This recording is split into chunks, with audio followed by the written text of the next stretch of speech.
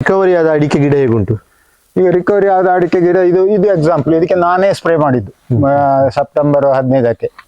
ಯಾವುದು ಕೆಳಗಿನೆಲ್ಲ ಸೌಗೆಗಳು ಇಲ್ಲಿ ಬಂದಿತ್ತು, ಅದು ಬಂದದ್ದು ಹೋಗುದಿಲ್ಲ, ಆದ್ರೆ ಆ ಹೊಸ ತಿರಿಗಳಿಗೆ ಮತ್ತೆ ಅಟ್ಯಾಕ್ ಆಗ್ಲಿಲ್ಲ. ನೋಡಿ ನಿಮಗೆ ಕಾಣ್ತದೆ ಮೇಲೆ ಯಾವ್ದಾದ್ರು, ಅದು ತುಂಬಾ ಕಡಿಮೆ ಅದರಲ್ಲಿ. ಎಲೆ ಚುಕ್ಕಿ ರೋಗ ಒಂದು ದೊಡ್ಡ ಸವಾಲು ಈಗಿನ ಅಡಿಕೆ ಕೃಷಿಕರಿಗೆ. ನಾವಿವತ್ತು ಪಡಾರು ತಿರುಮಲೇಶ್ವರ ಭಟ್ ಅವರ ಮನೆಗೆ ಬಂದಿದ್ದೇವೆ. ಅವರು ತಮ್ಮ ತೋಟದಲ್ಲಿ ತಮ್ಮದೇ ಆದ ರೀತಿಯಲ್ಲಿ ಎಲೆ ಚುಕ್ಕಿ ರೋಗವನ್ನು ನಿರ್ವಹಣೆ ಮಾಡ್ತಾ ಇದ್ದಾರೆ.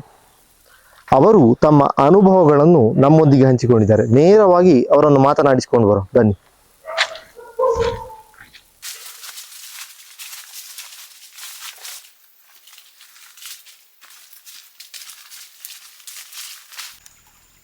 ನಮಸ್ಕಾರ. ನಮಸ್ತೆ. ನಮಸ್ತೆ. ನೀವು ಈ ಅಡಿಕೆ ಕೃಷಿಯಲ್ಲಿ ಯಾವಾಗದಿಂದ ತೊಡಗಿಸಿಕೊಂಡಿದ್ದೀರಿ? ನಾನು ಸಾಧಾರಣ 27 ವರ್ಷ ಆಯಿತು ಈ ಅಡಿಕೆ ಕೃಷಿಯಲ್ಲಿ ತೊಡಗಿಸಿಕೊಂಡು.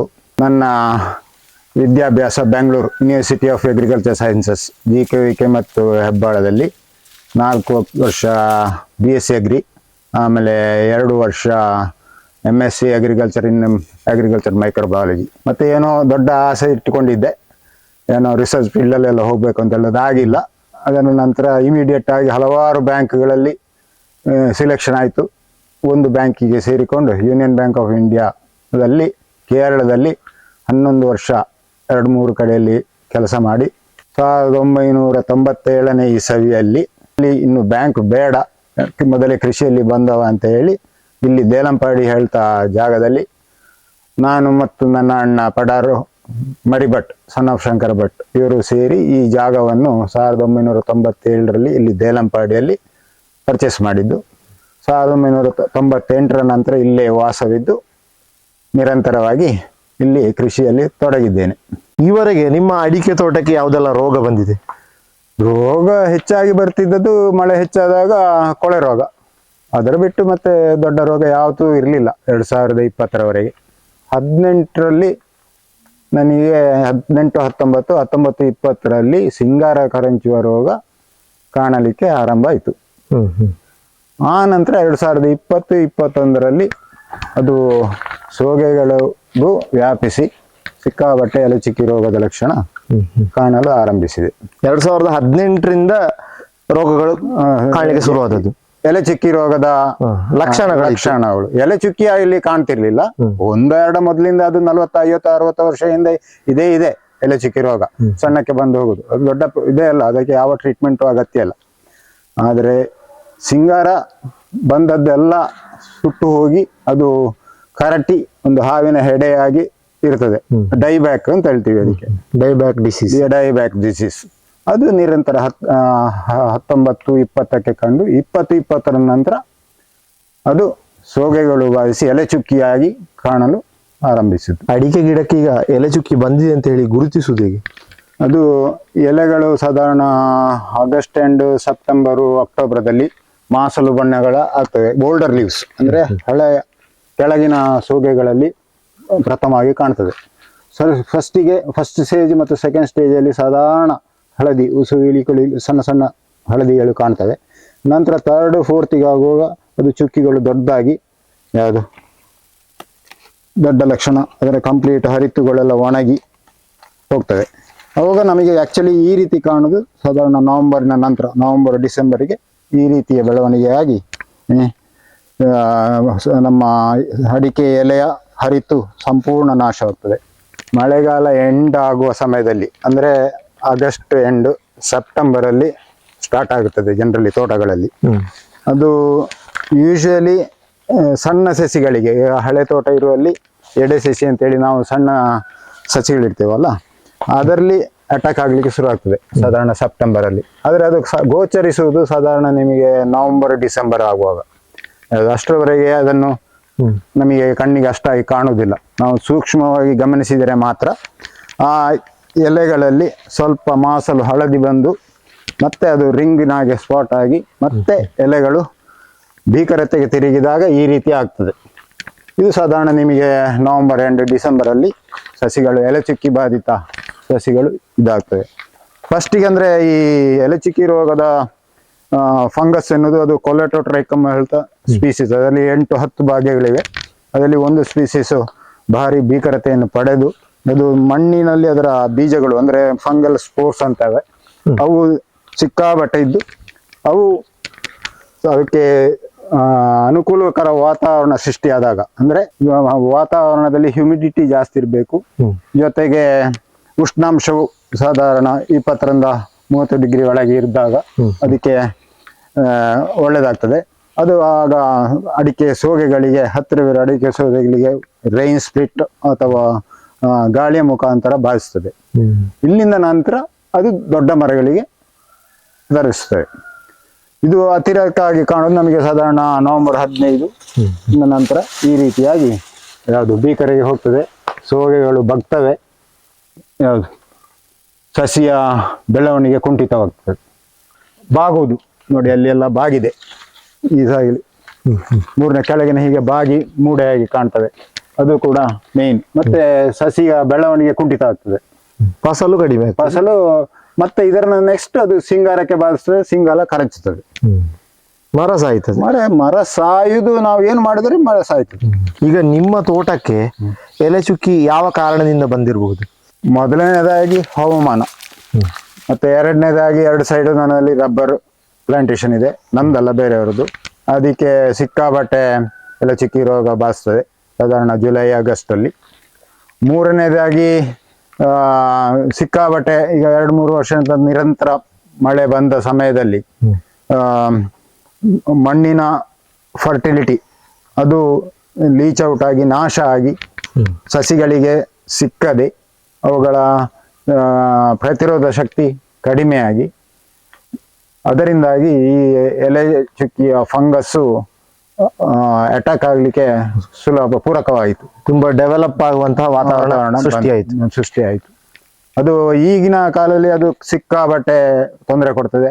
ನನ್ನ ಅನುಭವದ ಈಗ 3 ವರ್ಷ ಆಯ್ತು, ಒಮ್ಮೆ ಎಲೆ ಚುಕ್ಕಿ ರೋಗ ಬಂದ್ರೆ ಆ ಮರಕ್ಕೆ ಅದೊಂದು, ನಮಗೆ ಮನುಷ್ಯರಿಗೆ ಶುಗರ್ ಡಿಸೀಸ್ ಅಂದ್ರೆ ಡಯಾಬಿಟಿಸ್ ಬಂದ ಹಾಗೆ, ಅದು ಹೋಗುದಿಲ್ಲ, ಅದು ಲೈಫ್ ಲಾಂಗ್ ಇರ್ಬೋದು ಅಂತ ನನ್ನ ಅನಿಸಿಕೆ. ಮದ್ದು ಕೊಡ್ತಾ ಬೇಕು, ಅದು ಔಷಧಿ ಸಿಂಪಡಣೆ ಬೇಕು, ಒಟ್ಟಿಗೆ ಸರಿಯಾದ ಆಹಾರಾಂಶಗಳನ್ನು ಒದಗಿಸಿದ್ರೆ ಅದು ರಿಕವರಿ ಆಗ್ಬೋದು, ಸ್ವಲ್ಪ ರಿಕವರಿ ಆಗಿ ಜೀವದಲ್ಲಿ ಇರ್ಬೋದು. ಇಲ್ಲ ಇದ್ರೆ ಕಷ್ಟ. ಆದ್ರೂ ಉತ್ತಮ ಫಸಲು ಪಡಲಿಕ್ಕೆ ಸಾಧ್ಯ ಇಲ್ಲ. ಫಸಲು ನಮ್ಮ ಮೊದಲಿನ 100% ನಾವು ಎಸ್ಟಿಮೇಟ್ ಸಾಧ್ಯನೇ ಇಲ್ಲ. ಈಗ ನಾನು ಮೊದಲಿಗೆ 3-4 ವರ್ಷ ಹಿಂದೆ ಒಂದು 100 ಅಡಿಕೆ ಬಂತು ಅಂತ ಇದ್ರೆ, ಆ ಭೀಕರತೆಯ ಸಮಯದಲ್ಲಿ ಅದು 100 ಬಂದದ್ದು 15ಕ್ಕೆ ಇಳಿದಿದೆ. ನಂತರ ಈಗ 2021ನೇ ಇಸವಿಯಲ್ಲಿ ಒಂದು 5-6 ಬಾರಿ ಈ ತರತರದ ಫಂಜಿಸೈಡ್ಗಳು ಸಿಂಪಡಿಸಿ, ಜೊತೆಗೆ ಮಣ್ಣಿನ ಸಾರಾಂಶ ಕೂಡ ಗಮನ ಕೊಟ್ಟು ಇಂದಾಗಿ ಅದು 100ರಿಂದ ಅಡಿಕೆ 65ಕ್ಕೆ ಏರಿತ್ತು. ಯಾವುದು ಅಂತೂ 100ಕ್ಕೆ 100 ಅಡಿಕೆ ಇನ್ನು ಜನ್ಮದಲ್ಲಿ ಈ ತೋಟದಲ್ಲಿ ಸಾಧ್ಯ ಇಲ್ಲ ಈ ಮರಗಳಿಂದ. ಏನೆಲ್ಲ ಕ್ರಮಗಳನ್ನು ತಗೊಂಡ್ರೆ ನಮ್ಮ ಅಡಿಕೆ ತೋಟಗಳನ್ನು ಉಳಿಸಿಕೊಳ್ಬಹುದು? ಉಳಿಸಿಕೊಳ್ಳುವುದೋ ಅಥವಾ ಅದನ್ನು ಸ್ವಲ್ಪ ಬಂದ ರೋಗದವನ್ನು ಹತೋಟಲ್ಲಿ ಇಟ್ಕೊಳ್ಬಹುದು ಅಂತ ನನಗೆ ಅನಿಸುದು. ಅದು ಎಷ್ಟು ವರ್ಷಕಾಲ ಉಳಿಸಿಕೊಳ್ಬಹುದು ಅಂತ ನನಗೆ ಹೇಳಕ್ಕೆ ಕಷ್ಟ. ದಿನ ದುಡುವುದು ಅಂತ ಕಾಣ್ತದೆ ನನ್ನ ಈಗ 2-3 ವರ್ಷದ ಅನುಭವದಲ್ಲಿ. ಮೊದಲನೇದಾಗಿ ಅದಕ್ಕೆ ಔಷಧಿ ಸಿಂಪರಣೆ, ಎರಡನೇದಾಗಿ ಔಷಧಿ ಸಿಂಪರಣೆ ಜೊತೆಗೆ ನಮ್ಮ ಮರಗಳಿಗೆ ಕಾಲಕ್ಕೆ ತಕ್ಕಂತೆ ಎಲ್ಲ ಅಗತ್ಯವಿರುವ ಪೋಷಕಾಂಶಗಳ ಸರಬರಾಜು, ಇದೆರಡು ಕ್ರಮ ಅತಿ ಅಗತ್ಯ. ಯಾವುದೆಲ್ಲ ಔಷಧಿಗಳನ್ನು ಸಿಂಪಡಣೆ ಮಾಡಬೇಕು? ಔಷಧಿಗಳನ್ನು ನಾನೀಗ 2021ನೇ ಇಸವಿಯಲ್ಲಿ 7 ಬಾರಿ ಸಿಂಪಡಿಸಿದ್ದೇನೆ. ಫಸ್ಟಿಗೆ ನಾನು ಸಿಂಪಡಿಸಿದ್ದು ಟಿಲ್ಟ್ ಅಂದ್ರೆ ಅದು ಪ್ರಾಪಿಕೊನಜಾಲ್. ಮತ್ತೆ ಅದು ಆದ ನಂತರ ಒಂದು 25-30ನೇ ದಿವಸದಲ್ಲಿ ಬೂಯನಸ್ ಅಂದ್ರೆ ಟೆಬಿಕೊನಜಾಲ್.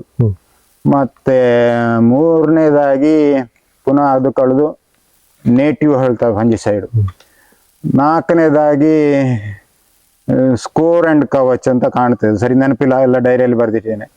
ಮತ್ತೆ 5ನೇದಾಗಿ ಆಂಥ್ರಕಾಲ್ ಅಂತ ಕಾಣುತ್ತೆ. 6ನೇದಾಗಿ ಟಾಟಾ ಮಾಸ್ಟರ್. ಅದರ ಜೊತೆಗೆ ಕೆಲವು ಪೋಷಕಾಂಶಗಳು. ಯಾವುದೆಲ್ಲ ಪೋಷಕಾಂಶಗಳನ್ನು ಕೊಡ್ತಾ ಇದ್ದೀರಿ ಅಂತ ಹೇಳ್ಬೋದು? ಪೋಷಕಾಂಶಗಳು ಯಾವುದೆಲ್ಲ ಕೊಡಬೇಕು, ಎಷ್ಟು ಪ್ರಮಾಣದಲ್ಲಿ ಕೊಡಬೇಕು ಅಂತ ನಾವು ಸರಿಯಾಗಿ ಮಣ್ಣು ಪರೀಕ್ಷೆ ಮಾಡಿ ನಾವು ಅದನ್ನು ನಿರ್ಧರಿಸಬೇಕಾಗ್ತದೆ. ಈಗ ನಮ್ಮ ತೋಟದಲ್ಲಿ ಯಾವುದು ಕಡಿಮೆ ಇದೆ, ಸಾರಜನಕ ಕಡಿಮೆ ಇದೆಯಾ, ಪೊಟ್ಯಾಷಿಯಂ ಅಂಶ ಕಡಿಮೆ ಇದೆಯಾ, ಫಾಸ್ಫರಸ್ನ ಕಡಿಮೆ ಇದೆಯಾ, ಕ್ಯಾಲ್ಸಿಯಮ್ಮು ಮತ್ತೆ ಬೋರಾನು, ಜಿಂಕು, ಮೆಗ್ನೀಷಿಯಮ್ಮು ಇದೆಲ್ಲ ಬೇಕಾಗ್ತದೆ. ಅವುಗ ನಾವು ಫಸ್ಟ್ ನಮ್ಮ ಈ ಹೆಚ್ಚಾಗಿ ದಕ್ಷಿಣ ಕನ್ನಡ ಮತ್ತು ಕಾಸರಗೋಡು ಏರಿಯಾದಲ್ಲಿ ಹೆವಿ ಮಳೆ ಬರುವ ಪ್ರದೇಶದಲ್ಲಿ ನಮ್ಮ ಮಣ್ಣು ಹುಳಿ ಮಣ್ಣು ಅಂದ್ರೆ ಅಸಿಡಿಕ್ ಸಾಯಿಲ್, pH 4ರಿಂದ ಹಿಡಿದು 6ರವರೆಗೆ ಇರ್ತದೆ. ನಮಗೆ ಸಸಿಗಳು ಆಹಾರವನ್ನು ಎಳೆದುಕೊಳ್ಳಲು ಮಿನಿಮಮ್ ಒಂದು 6 ಅಥವಾ 7 pH ಲೆವೆಲಲ್ಲಿ ಬೇಕು. ಅದಿಲ್ಲ ಇದ್ರೆ ಸಸಿಗಳು ಆಹಾರವನ್ನು ನಾವು ಎಷ್ಟೇ ಆಹಾರ ಪ್ರಮಾಣವನ್ನು ನಾವು ಹಾಕಿದ್ರು ಅದಕ್ಕೆ ಅದನ್ನು ಹೀರಿಕೊಳ್ಳುವ ಸಾಮರ್ಥ್ಯ ಇರುವುದಿಲ್ಲ, ಅದಕ್ಕೆ ರೆಡಿಯಾಗಿ ಸಿಗುವುದಿಲ್ಲ. ಹಾಗಾಗಿ ನಾವು ಫಸ್ಟಿಗೆ ಮಣ್ಣು ಪರೀಕ್ಷೆ ಮಾಡಿಸಿ ಯಾವುದನ್ನು ಕೊಡಬೇಕು, ಎಷ್ಟು ಪ್ರಮಾಣದಲ್ಲಿ ಕೊಡಬೇಕು ಎಂದು ನಿರ್ಧರಿಸಬೇಕಾಗ್ತದೆ.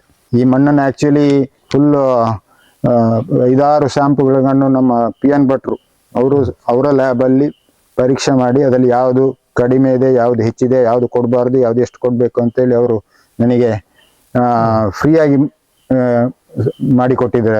ಅವರಿಗೆ ನಿಜವಾಗಿ ತುಂಬಾ ಕೃತಜ್ಞತೆಗಳು. ವಿಶೇಷವಾಗಿ ಎಲೆ ಚುಕ್ಕಿ ರೋಗದಿಂದ ಎಫೆಕ್ಟ್ ಆದಂತಹ ತೋಟಕ್ಕೆ ಯಾವುದೆಲ್ಲ ಪೋಷಕಾಂಶಗಳನ್ನು ಕೊಡಬೇಕು? ವಿಶೇಷವಾಗಿ ಈಗ ಎಲೆ ಚುಕ್ಕಿಗೆ ಬಾಧಿತ ಮರಗಳಲ್ಲಿ ವಿಜ್ಞಾನಿಗಳು ಕಂಡು ಹಿಡಿದದ್ದು ಅದರ ಗರಿಗಳಲ್ಲಿ ಪೊಟ್ಯಾಷಿಯಂ ಅಂಶ ಸಿಕ್ಕಾಪಟ್ಟೆ ಕಡಿಮೆ ಇದೆ ಅಂತೇಳಿ. ಹಾಗಾಗಿ ಪೊಟ್ಯಾಷಿಯಂ ಅಂಶ ನಾವು ಸಪ್ಲೈ ಮಾಡಲೇಬೇಕು. ಅದಲ್ಲದೆ ನಾವು ಈಗ ಮೊದಲೆಲ್ಲ ವರ್ಷಕ್ಕೆ 1 ಬಾರಿ ಅಥವಾ 2 ಬಾರಿ ಒಂದು ಯಾವುದೇ ಫರ್ಟಿಲೈಸರ್ ಕೊಡ್ತಾ ಇದ್ದಿದ್ದು. ಇದು ಹಾಗಲ್ಲ, ನಾವೀಗ ಸೆಪ್ಟೆಂಬರಿಂದ ಹಿಡಿದು ಸಾಧಾರಣ ಮಾರ್ಚ್ ಏಪ್ರಿಲ್ ವರೆಗೂ ಕೊಡ್ತಾ ಸ್ವಲ್ಪವೇ ಕೊಡಬೇಕು, ತುಂಬಾ ಅಲ್ಲ. ನಾವು ಒಮ್ಮೆಲೆ ಫೀಡ್ ಮಾಡಿ ಈಗ ಒಂದು ವರ್ಷಕ್ಕೆ ಇರೋದು 1 ಕಿಲೋ 2 ಕಿಲೋ ಹಾಕ್ಬಿಟ್ರೆ ಬಾಕಿ ತಿಂಗಳು ಹಾಕಿದ್ರೆ ಅದು ಸ್ವಲ್ಪ 1-2 ತಿಂಗಳಲ್ಲಿ ಬುಡದಲ್ಲಿ ಇರ್ತದೆ, ಮತ್ತೆ ಅದು ಸಿಗದೆ ಹೋಗ್ತದೆ, ಲೀಚ್ ಔಟ್ ಆಗಿಯೋ ಅಥವಾ ಕಡಿಮೆ ಆಗಿಯೋ. ನಂತರ 8-10 ತಿಂಗಳು ಮರಗಳಿಗೆ ಯಾವ ಪೋಷಕಾಂಶಗಳು ಸಿಗುವುದಿಲ್ಲ. ಈಗ ಇದು ಬಾಧಿತ ತೋಟ ಆದ ಕಾರಣ, ಅದು ತುಂಬಾ ಬಳಲಿರೋ ಕಾರಣ ನಾವು ಫಸ್ಟಿಗೆ ಸುಣ್ಣ ಕೊಡಲೇಬೇಕು, ವರ್ಷ ಸುಣ್ಣ ಕೊಡಲೇಬೇಕು. ಆಮೇಲೆ ಕ್ಯಾಲ್ಸಿಯಂ ಕಾರ್ಬೊನೇಟ್ ಅಂದ್ರೆ ಈ ಮಿನ್ಶಕ್ತಿ ಲೈಮ್ ಅಂತ ಇರುವುದನ್ನು ಈಗ 1 ವಾರದಿಂದ ಹಾಕ್ತಾ ಇದ್ದೇನೆ, ನೀವು ಹಾಕಿದ್ದು ಕಾಣಬಹುದು. ಸೊ ಈ ಹರಳು ರೂಪದ್ದು ಇದು ಕ್ಯಾಲ್ಸಿಯಂ ಕಾರ್ಬೊನೇಟು, ಅಂದ್ರೆ ಇದು ಸುಣ್ಣದ ಕಲ್ಲನ್ನು ಪುಡಿ ಮಾಡಿ ಅದರ ಹರಳು ರೂಪದಲ್ಲಿ ಕೊಡುದು. ಇದು ಕೊಡುವುದರಿಂದ ಅದು ಭಾರಿ ನಿಧಾನವಾಗಿ ಬೇಕಾದ ಹಾಗೆ ಸಸಿಗಳಿಗೆ ಸಿಗ್ತದೆ. ಅದು ಸಾರಜನಕ ಮತ್ತು ಪೊಟ್ಯಾಷಿಯಂ ಅಂಶ ಕೊಡಬೇಕು. ಅದು ಬಿಟ್ಟು ನಂತರ ಮೆಗ್ನೀಷಿಯಂ ಸಲ್ಫೇಟ್ ಅದನ್ನು ಕೊಡಬೇಕು. ಅದಾದ ನಂತರ ನಾವು ಯಾವುದೋ ಕುರಿ ಗೊಬ್ಬರನೋ ಅಥವಾ ಯಾವುದೋ ಕಂಪೋಸ್ಟೋ ಅಥವಾ ಹರಳಿಂಡಿಯೋ ಇದನ್ನಂತೂ ಪೂರೈಕೆ ಮಾಡಬೇಕು. ಅಂದ್ರೆ ಮಣ್ಣಲ್ಲಿ ಸೂಕ್ಷ್ಮ ಜೀವಿಗಳ ಸಂಖ್ಯೆಯನ್ನು ವೃದ್ಧಿಸಲು ಈ ಸಾವಯವ ಗೊಬ್ಬರದ ಅಂಶ ತುಂಬಾ ಮುಖ್ಯ, ಹಾಗಾಗಿ ಕೊಡಲೇಬೇಕು. ಅದಾದ ನಂತರ ತಿಂಗಳಿಗೆ ಅಥವಾ ಒಂದು 40-50 ದಿವಸಕ್ಕೊಮ್ಮೆ ಮಿನಿಮಮ್ ಒಂದು 50 ಗ್ರಾಮ್ ಪೊಟ್ಯಾಶ್ ಕೊಡ್ತಾ ಬೇಕು. ಅದು ಅದರ ಜೊತೆಗೆ ಬೋರಾನ್ ಮತ್ತು ಜಿಂಕ್ ಮತ್ತು ಮೆಗ್ನೀಷಿಯಂ ಸಲ್ಫೇಟ್ ಇದನ್ನು 1 ಬಾರಿಯೋ 2 ಬಾರಿಯೋ ಕೊಡಬೇಕು. ಅದರ ನಾವು ಸ್ಪ್ರೇ ಮಾಡೋದಿದ್ದಲ್ಲಿ ಸ್ಪ್ರೇಯ ಜೊತೆಗೂ ಕೂಡ potash, boron, zinc, magnesium sulphate ಇದು ಹಾಕಿ ಕೊಡುವುದರಿಂದ ಮತ್ತಷ್ಟು ಉತ್ತಮ ಫಲಿತಾಂಶವನ್ನು ನಾವು ಕಾಣಬಹುದು. ಇಷ್ಟು ಹಾಕಿದ್ರೆ ಸಾಲ. ಅದರ ಜೊತೆಗೆ ನಾನು ಆಕ್ಚುಲಿ ಅಗ್ರಿಕಲ್ಚರ್ ಮೈಕ್ರೋಬಯಾಲಜಿ ಓದಿದ ಕಾರಣ something I know about soil micro organism. ಸ್ವಲ್ಪ ಮೊದಲು ಕಲ್ತದ್ದು, 40 ವರ್ಷ ಹಿಂದೆ ಕಲ್ತದ್ದು, ಈಗ ಯಾವುದು ನೆನಪಿಲ್ಲ. ಯಾವುದು ಸ್ವಲ್ಪ ಇದ್ದದ್ದನ್ನು ಹೇಳ್ತಾ ಇರೋದಷ್ಟೇ. ಹಾಗೆ ನಮ್ಮ ಒಂದು ಸಸಿಯ ಬೆಳವಣಿಗೆ ಮತ್ತು ಅದರ ಆರೋಗ್ಯಕ್ಕೆ ನಮ್ಮ ಮಣ್ಣಲ್ಲಿರುವ ಸೂಕ್ಷ್ಮಾಣು ಜೀವಿಗಳು ತುಂಬಾ ಇಂಪಾರ್ಟೆಂಟು. ಅದು ನಾವೀಗ ಒಂದು ಸ್ಪೂನ್ ಮಣ್ಣನ್ನು ತೆಗೆದು ನಾವು ಪರೀಕ್ಷೆ ಮಾಡಿದರೆ ಅದರಲ್ಲಿ ಕೋಟ್ಯಾಂತರ ವಿವಿಧ ತರಹಂತಹ ಸೂಕ್ಷ್ಮಾಣು ಜೀವಿಗಳಿವೆ. ನಮ್ಮ ಇಡೀ ಜಗತ್ತಿನಲ್ಲಿ ಜನಸಂಖ್ಯೆ ಎಷ್ಟುಂಟು ಅದರಿಂದಲೂ ಹೆಚ್ಚು ಪಾಲು ಸೂಕ್ಷ್ಮಾಣು ಜೀವಿಗಳು ಒಂದು ಸ್ಪೂನಲ್ಲಿ ಇದ್ದಾವೆ. ಅದರಲ್ಲಿ ಫಂಗಸ್ ಇರ್ಬೋದು, ಬ್ಯಾಕ್ಟೀರಿಯಾ ಇರ್ಬೋದು, ಆಕ್ಟಿನಮೈಸಿಡ್ಸ್ ಇರ್ಬೋದು, ಅಥವಾ ವೈರಸ್ ಇರ್ಬೋದು, ಯಾವುದು ಹಲವು ಥರದ್ದು ಇರಬಹುದು. ಅದರ ಜೊತೆಗೆ ಎರೆಹುಳ ಮತ್ತೆ ನಮ್ಮ ಈ ಚೋರಟೆ ಮತ್ತೆ ಬಾಕಿ ನಮಗೆ ಕಣ್ಣಿಗೆ ಕಾಣುವ ಜೀವಿಗಳು ಕೂಡ ಇರ್ತವೆ. ಈ ಸೂಕ್ಷ್ಮಾಣು ಜೀವಿಗಳು ನಮಗೆ, ಸೂಕ್ಷ್ಮಾಣು ಜೀವಿ ಫಂಗಸ್ ಅಂದರೆ ಅದರಲ್ಲಿ ನಮಗೆ ರೋಗಕಾರಕ ಇರ್ತದೆ ಅಥವಾ ನಮಗೆ ಬೆಳೆಗಳಿಗೆ ಹಿತವನ್ನು ಉಂಟು ಮಾಡುವ ಸೂಕ್ಷ್ಮಾಣು ಜೀವಿಗಳು ಇರ್ತವೆ. ಫಾರ್ ಎಕ್ಸಾಂಪಲ್ ಟ್ರೈಕೋಡರ್ಮ ಅದೊಂದು ಫಂಗಸ್, ಮೈಕೋರೈಸ್ ಅದೊಂದು ಫಂಗಸ್, ಮತ್ತು ಸುಡೋಮೊನಾಸ್ ಅದೊಂದು ಬ್ಯಾಕ್ಟೀರಿಯಾ, ರೈಸೋಬಿಯಂ ಅದೊಂದು ಬ್ಯಾಕ್ಟೀರಿಯಾ, ಮತ್ತು ಅಜಟೋಬ್ಯಾಕ್ಟರ್ ಅದು ನೈಟ್ರೋಜನ್ ಫಿಕ್ಸ್ ಮಾಡ್ತದೆ ಅದೊಂದು ಬ್ಯಾಕ್ಟೀರಿಯಾ. ಹಾಗೆ ಎಲ್ಲ ತುಂಬ ಹಾಗಿರೋದು ಥರದ ಮೈಕ್ರೋ ಆರ್ಗ್ಯಾನಿಸಮ್ ನಮಗೆ ಹಿತವನ್ನು ಉಂಟು ಮಾಡುವ ಸೂಕ್ಷ್ಮಾಣು ಜೀವಿಗಳ ಸಂಖ್ಯೆಯನ್ನು ನಾವು ನಮ್ಮ ತೋಟದಲ್ಲಿ ವೃದ್ಧಿಸಬೇಕು. ಮೊದಲೆಲ್ಲ ನಾವು ವರ್ಷ ಹಟ್ಟಿ ಗೊಬ್ಬರ ಕೊಡ್ತಿದ್ವಿ, ಗುಡ್ಡೆಯಿಂದ ಸೊಪ್ಪು ತಂದು ಹಾಕ್ತಿದ್ವಿ, ಮತ್ತು ತುಂಬ ಆರ್ಗ್ಯಾನಿಕ್ ಮ್ಯಾಟರ್ ಇರುವಂಥ ಇದನ್ನು ಕೊಡ್ತಿದ್ವಿ. ಈಗ ಕಾಲಕ್ರಮೇಣ ಅದೆಲ್ಲ ಬಂದಿದೆ. ಸ್ವಲ್ಪ ಪೇಟೆಯಿಂದ ಗೋಣಿ ಚೀಲಲ್ಲಿ ತಂದು ಸ್ವಲ್ಪ ರಾಸಾಯನಿಕ ಗೊಬ್ಬರವನ್ನು ಹಾಕಿತ್ತು, ಮತ್ತೆ ಮೇಲೆ ನೋಡಿತ್ತು ಎಷ್ಟು ಫಸಲಿದೆ ಅಂತೇಳಿ. ಅದೀಗ ಕಾಲ ಬದಲಾಗಿದೆ, ಅದಷ್ಟು ಕೊಟ್ಟರೆ ಸಾಕಾಗಲ್ಲ.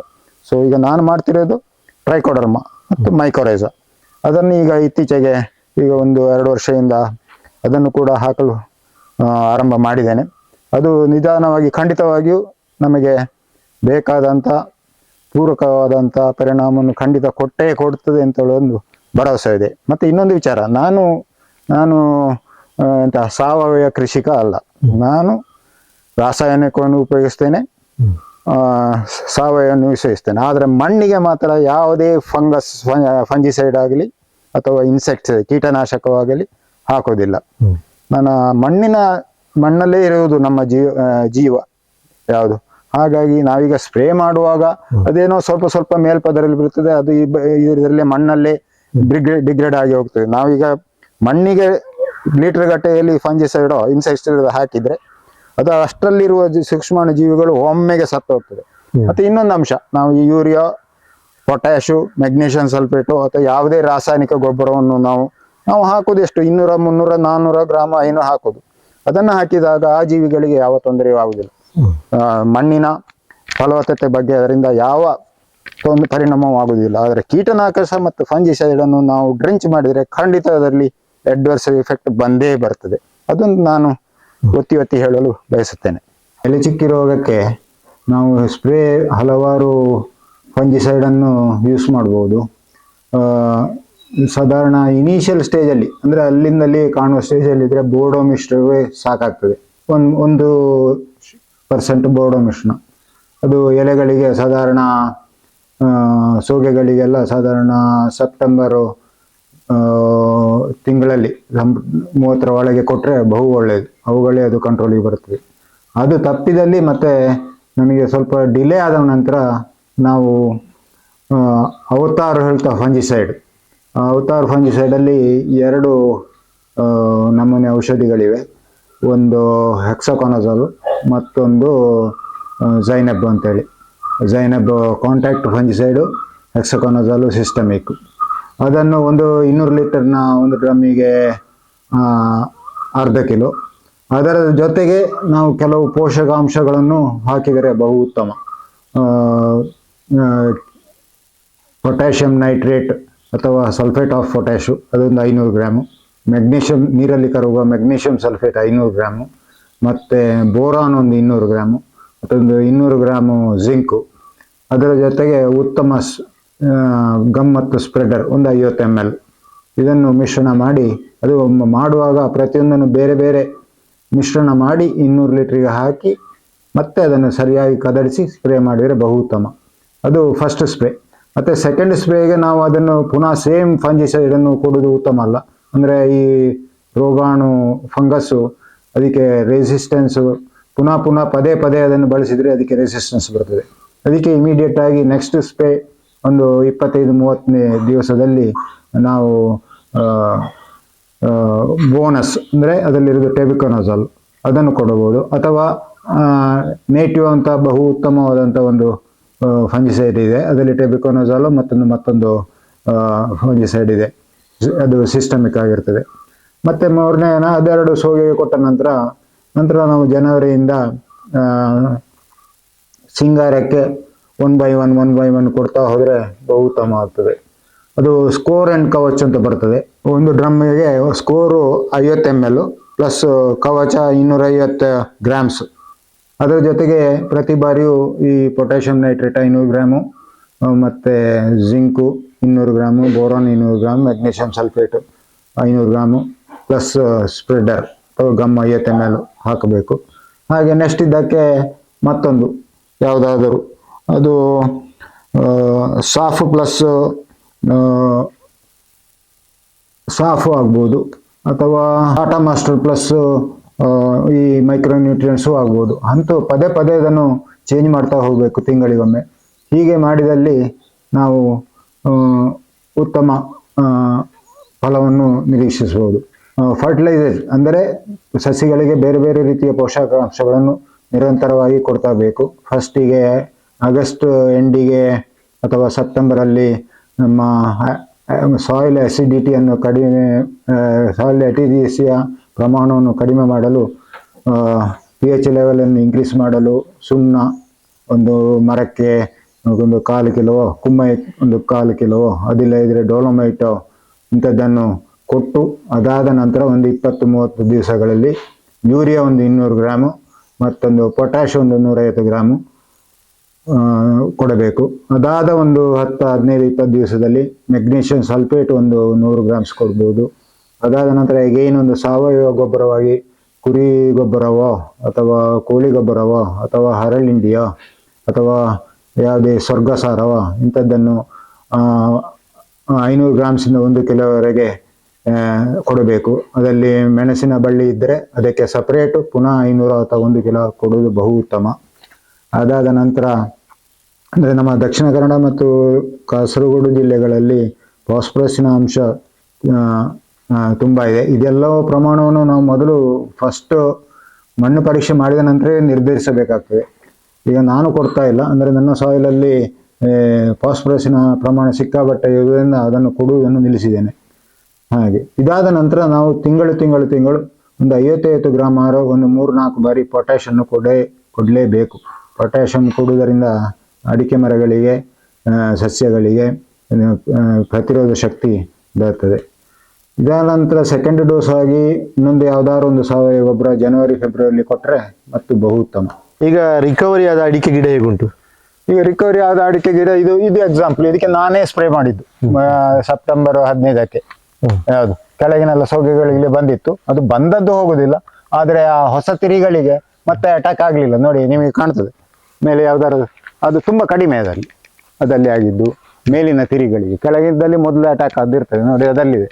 ಮೇಲೆಲ್ಲ ಪಚ್ಚೆ ಇದೆ, ಹಸಿರಿದೆ. ಯಾವುದು ಇಲ್ಲದ್ರೆ ಇದೀಗ ಅದರೆಲ್ಲ ಮೊದಲು ಆಗ ನೋಡಿದ ಪ್ಲಾಂಟ್ ಆಗಿ ಆಗಿರ್ತಿತ್ತು, ಅದಲ್ಲಿಯೂ ಕಾಣ್ತದೆ. ಹೊಸ ತಿರಿಗಳಿಗೆ ಬಾಧಿಸದಿದ್ರೆ ಅದು ಮತ್ತೆ ಯಾವುದು ಸ್ಪ್ರೆಡ್ ಆಗಿಲ್ಲ ಅಂತ ಲೆಕ್ಕ. ಎಲೆ ಚುಕ್ಕಿ ಎಫೆಕ್ಟ್ ಆದಂತಹ ತೋಟದಲ್ಲಿ ಪರ್ಯಾಯವಾಗಿ ಏನು ಮಾಡ್ಬೋದು? ಈಗ ಪರ್ಯಾಯವಾಗಿ ಹೇಳ್ತಾರೆ, ನಮಗೆ ಈ ಒಳ್ಳೆ ಮೆಣಸು ಈಗ ಒಳ್ಳೆಯದು ಅಂತ ಕಾಣ್ತದೆ. ಅಂದರೆ ಪೆಪ್ಪರ್, ಕಾಳುಮೆಣಸು. ಎಲೆಚುಕ್ಕಿ ನಾನೀಗ ಅಡಿಕೆ ಮರಕ್ಕೆ ಸ್ಪ್ರೇ ಮಾಡೋದು ಅಂದರೆ ಅದೊಂದು ಸಪೋರ್ಟಿಂಗ್ ಪ್ಲಾಂಟ್ ಆಗಿ ಗೋಸ್ಕರ ಮಾತ್ರ ಮಾಡೋದು. ನಾನೀಗ ಅದರಲ್ಲಿ ಸ್ಪ್ರೇ ಮಾಡಿಸಿ ಅದಕ್ಕೆ ಬೇಕಾಗುವಂಥ ಮ್ಯಾನ್ಯೂರೆಲ್ಲ ಕೊಟ್ಟು ಕೂಡ ಅದು ಜೀವಂತ ಆಗಿ ಉಳಿದ್ರೆ ಸಾಕು ಅಂತ ತೊಡಗಿದ್ದೇನೆ ಮನಸ್ಸಿಗೆ. ಅಂದರೆ ನಮಗೆ ಮೊದಲಿನ ಈಲ್ಡನ್ನು ಇನ್ನು ಖಂಡಿತ ಸಾಧ್ಯ ಇಲ್ಲ. ಅದರಲ್ಲಿ ತುಂಬಾ ಶ್ರಮವೂ ಇದೆ. ಸೊ ಅದನ್ನು ಈಗ ನಾವು ಸ್ಪ್ರೇ ಮಾಡದೆ ಬಿಟ್ರೆ ಅದು ಸಹ 1-2 ವರ್ಷದಲ್ಲಿ ಆ ಮರ ಸಾಯ್ತದೆ, ಅದು ಗ್ಯಾರಂಟಿ. ಈಗ ಕೊನೆಯ ಪಕ್ಷ ಕಂಬ ಆದ್ರೂ ನನ್ನ ಈಗ ಥಿಂಕಿಂಗ್ ಆದ್ರೆ, ಈಗ ಕಾಂಕ್ರೀಟ್ ಕಂಡದಲ್ಲಿ ಬೆಳಿತಾರೆ ಅಥವಾ ಕಾಡಿನಲ್ಲಿ ದೊಡ್ಡ ಎಸ್ಟೇಟ್ಗಳಲ್ಲಿ ದೊಡ್ಡ ಮರಗಳಿಗೆ ಬೀಳ್ತವೆ. ಈ ಅಡಿಕೆ ಮರವನ್ನು ಒಳ್ಳೆ ಮೆಣಸಿನ ಸಪೋರ್ಟಿಂಗ್ ಪ್ಲಾಂಟ್ ಅಂತ ನೆನೆಸಿ ನಾನು ಈಗ ಇತ್ತೀಚೆಗೆ ಈಗ 2-3 ವರ್ಷದಿಂದ ಒಳ್ಳೆ ಮೆಣಸಿನ, ಕಾಳು ಮೆಣಸಿನ ಬೆಳೆಗೆ ಹೆಚ್ಚು ಒತ್ತುಕೊಂಡಿದ್ದೇನೆ. ಈಗ ನಾನು ಟೋಟಲ್ ಆಗಿ ನನ್ನ ಪ್ಲಾನ್ ಅಂದ್ರೆ, ನನಗೆ ಒಂದು 5,000-6 ಸಾವಿರ ಅಡಿಕೆ ಮರ ಇರುವುದಲ್ಲಿ ಆ ಮರದಲ್ಲಿ ಅದು ಅಡಿಕೆಯಲ್ಲಾಗಲಿಯೋ ಅಥವಾ ಒಳ್ಳೆ ಮೆಣಸಲ್ಲಾಗಲಿಯೋ ನನಗೆ ಎಲ್ಲಾ ಖರ್ಚು ಕಳೆದು ಒಂದು 500 ರೂಪಾಯಿ ಸಿಕ್ಕಿದ ನನ್ನ ಟಾರ್ಗೆಟ್. ಅದೊಂದು ಹೆಚ್ಚು ಸಿಕ್ಕಿದ್ರೆ ಸಂತೋಷವೇ. ಈಗ ನನ್ನ ಫುಲ್ಲು ಪೀಕ್ ಟೈಮಲ್ಲಿ ಈಲ್ಡ್ ಬರುವ ಸಮಯದಲ್ಲಿ ಒಂದು ಅಡಿಕೆ ಮರದಲ್ಲೇ ಒಂದು 1,500-2,000 ರೂಪಾಯಿ ಅಷ್ಟು ಇನ್ಕಮ್ ಬರ್ತಿತ್ತು. ಅದರಲ್ಲಿ ಒಂದು 500 ರೂಪಾಯಿ ಖರ್ಚಾದ್ರೆ 1,200-1,300 ಉಳಿಯುವಷ್ಟು ಇನ್ಕಮ್ ಬರ್ತದೆ. ಇದು ಹಾಗಲ್ಲ, ಒಂದು ಅಡಿಕೆ ಮರ ಮತ್ತು ಅದರಲ್ಲಿರುವ ಈ ಒಳ್ಳೆ ಮೆಣಸಿನ ಸಸಿ ಇದರಲ್ಲಿ ಜೊತೆಗೂಡಿ ಒಂದು 500 ರೂಪಾಯಿ ನನಗೆ ಉಳಿಬೇಕು. ಆ ಟಾರ್ಗೆಟ್ ಇಟ್ಟುಕೊಂಡು ನನ್ನ ಕೃಷಿ ಮಾಡುವ ಪ್ರಯತ್ನದಲ್ಲಿದ್ದೇನೆ. ಕೊನೆಯದಾಗಿ ನಮ್ಮ ವೀಕ್ಷಕರಿಗೆ ಏನು ಹೇಳಲಿಕ್ಕೆ ಇಷ್ಟಪಡ್ತೀವಿ? ನಾವು ಮಾಡುವ ಪ್ರಯತ್ನವನ್ನು ಮಾಡಬೇಕು. ಯಾವುದು ಅದು ಸಾಧ್ಯ ಇಲ್ಲ ಆಗುವುದಿಲ್ಲ ಅಂತ ನಾವು ನೆನೆಸಲೇಬಾರದು, ಯಾವುದು ಹತಾಶರಾಗಬಾರ್ದು. ನಮ್ಮ ಮಾಡುವ ಪ್ರಯತ್ನ ನಾವು ಕರೆಕ್ಟಾಗಿ ಮಾಡಿದರೆ ಅಲ್ಲಿ ಗೆಲುವು ಬಂದೇ ಬರ್ತದೆ. ಯಾವುದು ಹತಾಶವಾಗುವ ಅಗತ್ಯವೇ ಇಲ್ಲ. ಒಂದಲ್ಲ ಒಂದು ಬೆಳೆ ನಮ್ಮನ್ನು ಕೈ ಹಿಡಿಬಹುದು.